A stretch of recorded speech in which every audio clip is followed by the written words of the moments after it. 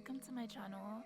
I'm Amoriac and I'm making some ethereally emo designs for you guys. And as this is the first video, I thought the best way to introduce you would be to introduce you to one of my main characters in my upcoming graphic novel, The Eclipse project.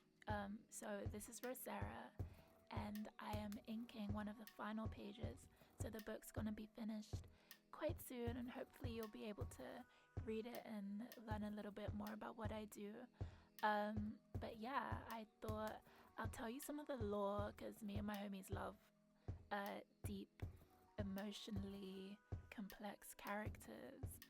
And hopefully you'll become as emotionally attached to them as I am. She is my baby, she is my child. So I'm going to be reading through an excerpt from the first chapter of the comic to give you a little background, and it's from Rosera's point of view. Enjoy! You know how we go through eras, phases in life where we evolve into a completely new and improved person, new friends, a new style, and hopefully shed away all the bad and turn for a fresh take on life using the lessons that you learned in the past. Well, the earth that we stand on is more alive than you know. She is called Ashea, and she does the same, enduring season after season, partaking in an unfathomable metamorphosis whenever it all just became too much. I call them Tower God moments, and although most of us don't get to live through the Earth's eras, we all have our little Tower God moments in our own lifespan, and this is a story of mine. My grandparents actually lived through the chaos that came with the Earth's most recent tower moment. That tower came crashing down, quite literally, as she left behind the Golden Age to enter what we refer to as the Sapiotic Age. There were earthquakes that tore apart cities beyond repair, leaving the world map looking more like crumbs. And just when we thought it couldn't get any worse, gravity stopped. It should have resulted in an explosion beyond anything you could imagine, but it was so quick, so slight, that the effects weren't immediately so obvious. Some islands, which were what was left of the cities and countries, stayed floating just above the oceans below, which was crazy enough. But on a molecular level, everything changed. We call it the shift. Everything spun so fast, sending physical bodies flying and crashing in the blink of an eye, and the spirits of all living beings, humans, animals, and plants alike, became intertwined, in that moment creating an opening to the fourth dimension, where all energies and spirits reside.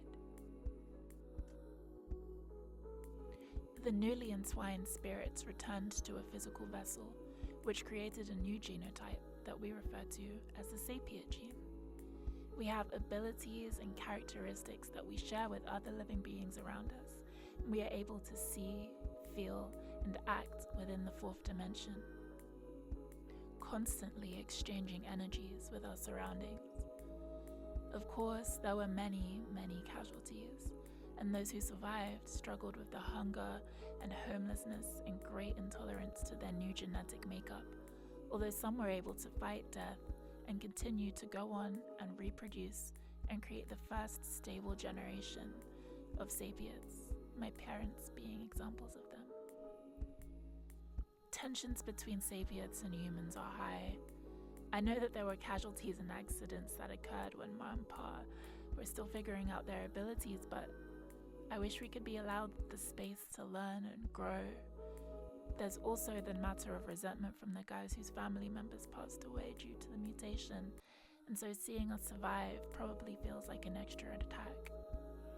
It's barely been 2 days since the last attack. If it's not physical violence, it's bullying or stealing our crops, because we can just magic them up anyway, right? They refuse to accept that we are struggling just like them, so they've made it their job to create our own personal hell. So that was it. If you enjoyed it, please subscribe for updates, because the comic will be coming out soon, and then you can see more. Bye!